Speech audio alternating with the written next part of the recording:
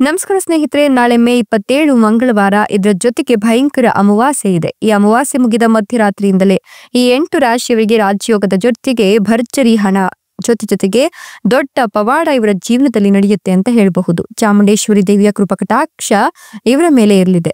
ಹಾಗಾದ್ರೆ ಆ ಅದೃಷ್ಟವಂತ ರಾಶಿಗಳು ಯಾವುವು, ಅವುಗಳಿಗೆ ಏನೆಲ್ಲ ಲಾಭ ಸಿಗುತ್ತೆ ನೋಡೋಣ. ಅದಕ್ಕಿಂತ ಮೊದಲು ಚಾಮುಂಡೇಶ್ವರಿ ದೇವಿಗೆ ಭಕ್ತಿಯಿಂದ ಲೈ ಕೊಟ್ಟು ಪ್ರತಿದಿನ ದಿನ ಭವಿಷ್ಯ ತಿಳಿಯಲು ನಮ್ಮ ಚಾನೆಲ್ ಅನ್ನ ಸಬ್ಸ್ಕ್ರೈಬ್ ಮಾಡಿ. ಹಾಗೆ ಬೇಗನೆ ನಮ್ಮ ವಿಡಿಯೋದ ನೋಟಿಫಿಕೇಶನ್ ಪಡೆಯಲು ಬೆಲ್ ಬಟನ್ ಕ್ಲಿಕ್ ಮಾಡಿ ಆಲ್ ಅಂತ ಕ್ಲಿಕ್ ಮಾಡ್ಕೊಳ್ಳಿ. ಇನ್ನು ನಿಮ್ಮ ಜೀವನದ ಸಕಲ ಸಮಸ್ಯೆಗಳಾದಂತಹ ಸತಿಪತಿ ಕಲಹ, ಪ್ರೀತಿಯಲ್ಲಿ ಮೋಸ, ಭೂಮಿ ವಿಚಾರ, ಕೋರ್ಟ್ ಕೇಸ್, ವ್ಯಾಪಾರ, ಹಣಕಾಸಿನ ತೊಂದರೆ, ಸಾಲಬಾಧೆ, ಸ್ತ್ರೀಯರ ಗುಪ್ತ ಸಮಸ್ಯೆ, ಹೀಗೆ ಹಲವಾರು ಸಮಸ್ಯೆಗಳಿಗೆ ಶಾಶ್ವತ ಪರಿಹಾರ ಮಾಡಿಕೊಡ್ತಾರೆ. ಡಿಸ್ಪ್ಲೇ ಮೇಲೆ ಕಾಣ್ತಕ್ಕಂಥ ಗುರುಜಿ ನಂಬರ್ಗೆ ಒಮ್ಮೆ ಕರೆ ಮಾಡಿ ನೋಡಿ. ಹೌದು, ನಾಳೆ ಮಂಗಳವಾರದ ಜೊತೆಗೆ 27ರ ಈ ಒಂದು ಮಂಗಳವಾರದ ದಿನವೇ ಭಯಂಕರ ಅಮಾವಾಸ್ಯೆ ಬಂದಿರೋದ್ರಿಂದ ಈ ಅಮಾವಾಸ್ಯೆ ಮುಗಿದ ಮಧ್ಯರಾತ್ರಿಯಿಂದಲೇ ಈ 8 ರಾಶಿಯವರಿಗೆ ರಾಜಯೋಗದ ಜೊತೆಗೆ ಭರ್ಜರಿ ಹಣ ಸಿಗುತ್ತೆ, ದೊಡ್ಡ ಪವಾಡ ಇವರ ಜೀವನದಲ್ಲಿ ನಡೆಯುತ್ತೆ ಅಂತ ಹೇಳಲಾಗ್ತಾ ಇದೆ.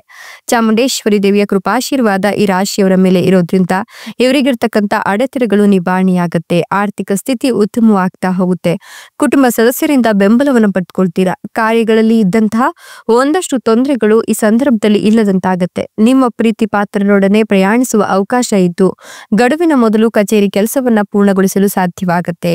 ಕುಟುಂಬ ಜೀವನದ ಸಮಸ್ಯೆಗಳನ್ನ ಪರಿಹರಿಸಲು ನೀವು ಪ್ರಯತ್ನವನ್ನ ಮಾಡಿದ್ರೆ ಈ ಸಂದರ್ಭದಲ್ಲಿ ಕುಟುಂಬ ಜೀವನದಲ್ಲಿನ ಸಮಸ್ಯೆಗಳು ಪರಿಹಾರವಾಗುತ್ತೆ. ಆದಾಯವನ್ನ ಹೆಚ್ಚಿಸಲು ಹೊಸ ಆಯ್ಕೆಗಳನ್ನ ನೋಡ್ಕೊಳ್ತೀರಾ. ನಿಮ್ಮ ಸಂಬಂಧದಲ್ಲಿ ನೀವು ಅನೇಕ ಆಶ್ಚರ್ಯಗಳನ್ನ ಕಾಣ್ತೀರಾ. ಪ್ರೀತಿಯ ಜೀವನದ ಪ್ರಣಯ ಕ್ಷಣಗಳನ್ನ ಆನಂದಿಸ್ತೀರಾ. ಆದ್ರೂ ಕೂಡ ಆರೋಗ್ಯದ ಕಡೆ ಕೊಂಚ ಗಮನವನ್ನ ಕೊಡ್ಬೇಕಾಗುತ್ತೆ. ಸ್ವ ಆರೈಕೆ ಚಟುವಟಿಕೆಗಳಲ್ಲಿ ನಿಮ್ಮನ್ನ ನೀವು ತೊಡಗಿಸಿಕೊಂಡ್ರೆ ಒಂದಷ್ಟು ಋಣಾತ್ಮಕ ಅಂಶಗಳಿಂದ ದೂರ ಇರಬಹುದು, ಆರೋಗ್ಯವನ್ನ ಕೂಡ ಕಾಪಾಡಿಕೊಳ್ಳಬಹುದು. ಹಣಕಾಸಿನ ವಿಷಯಗಳಲ್ಲಿ ಸಣ್ಣ ಸಮಸ್ಯೆಗಳನ್ನು ಎದುರಿಸಬೇಕಾಗಿ ಬರಬಹುದು. ವ್ಯಾಪಾರಕ್ಕೆ ಸಂಬಂಧಿಸಿದಂತೆ ಪ್ರಯಾಣಿಸುವ ಅವಶ್ಯಕತೆ ಇರುತ್ತೆ. ನೀವು ಹಳೆಯ ಹೂಡಿಕೆಗಳಿಂದ ಉತ್ತಮ ಲಾಭವನ್ನು ಪಡೆದುಕೊಳ್ತೀರಾ. ವ್ಯಾಪಾರದಲ್ಲಿ ಬೆಳವಣಿಗೆಗೆ ಹೊಸ ಅವಕಾಶಗಳು ಸಿಗುತ್ತೆ. ಆರ್ಥಿಕ ಪರಿಸ್ಥಿತಿ ಸುಧಾರಿಸುತ್ತೆ. ನಿಮ್ಮ ಕೆಲಸದ ಸ್ಥಳದಲ್ಲಿ ಸಕಾರಾತ್ಮಕ ಫಲಿತಾಂಶಗಳನ್ನು ಪಡೆದುಕೊಳ್ತೀರಾ. ವೃತ್ತಿ ಸವಾಲುಗಳು ದೂರವಾಗುತ್ತೆ. ಕೌಟುಂಬಿಕ ಜೀವನದಲ್ಲಿ ನೀವು ಒಳ್ಳೆಯ ಸುದ್ದಿಯನ್ನು ಸ್ವೀಕರಿಸ್ತೀರಿ. ಪ್ರೀತಿಯ ಜೀವನದಲ್ಲಿ ಸಂತಸ ಇರುತ್ತೆ. ಸುಖಮಯ ಜೀವನ ನಿಮ್ಮದಾಗತ್ತೆ ಅಂತ ಹೇಳಬಹುದು.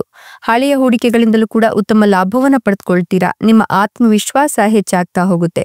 ಕಚೇರಿಯ ಸವಾಲುಗಳನ್ನ ಸಮರ್ಥವಾಗಿ ನಿಭಾಯಿಸ್ತೀರಾ. ಮಕ್ಕಳಿಲ್ಲ ಅನ್ನೋರಿಗೆ ಈ ಸಂದರ್ಭದಲ್ಲಿ ಪುತ್ರ ಸಂತಾನ ಪ್ರಾಪ್ತಿಯಾಗತ್ತೆ. ಜೊತೆಗೆ ಮಕ್ಕಳು ಬೇಕು ಅಂತ ಪರಿತಪಿಸ್ತಿರ್ತಕ್ಕಂಥ ನಿಮಗೆ ಈ ಸಂದರ್ಭದಲ್ಲಿ ಸಿಹಿ ಸುದ್ದಿ ಕೇಳಿ ಬರ್ತಿದೆ. ಜೊತೆಗೆ ಈ ಒಂದು ಸಂದರ್ಭದಲ್ಲಿ ಇನ್ನೂ ಕೂಡ ಮದುವೆ ಆಗಿಲ್ಲ ಅನ್ನೋರಿಗೆ ಕಂಕಣ ಭಾಗ್ಯ ಕೂಡಿ ಬಂದಿರೋದ್ರಿಂದ, ಗುರುಬಲ ಇರೋದ್ರಿಂದ ಉತ್ತಮ ವಧುವರರು ಸಿಗ್ತಾರೆ. ಸಾಮಾಜಿಕ ಕಾರ್ಯಕ್ರಮಗಳಲ್ಲಿ ಭಾಗವಹಿಸಲು ನಿಮ್ಗೆ ಆಹ್ವಾನಗಳು ಬರುತ್ತೆ. ಪ್ರೇಮ ಜೀವನ ಚೆನ್ನಾಗಿರುತ್ತೆ. ಸಂಬಂಧಗಳಲ್ಲಿ ಪ್ರೀತಿ ಮತ್ತು ವಿಶ್ವಾಸ ಹೆಚ್ಚಿಗೆ ಆಗುತ್ತೆ. ಸಂಬಂಧದ ಆಹ್ಲಾದಕರ ಕ್ಷಣಗಳನ್ನ ಆನಂದಿಸ್ತೀರಾ. ನೀವು ನಿಮ್ಮ ಸ್ನೇಹಿತರೊಂದಿಗೆ ಪ್ರವಾಸ ಹೋಗೋಕೆ ಯೋಜನೆಯನ್ನು ಮಾಡ್ತಾ ಇದ್ರೆ ಈ ಸಂದರ್ಭದಲ್ಲಿ ಈಡೇರುತ್ತೆ. ಇನ್ನು ಪಿತ್ರಾರ್ಜಿತ ಆಸ್ತಿಯ ಲಾಭ ಇದ್ದು ಕೋರ್ಟ್ ಕಚೇರಿ ಅಲೆದಾಟ ಈ ಸಂದರ್ಭದಲ್ಲಿ ತಪ್ಪುತ್ತೆ.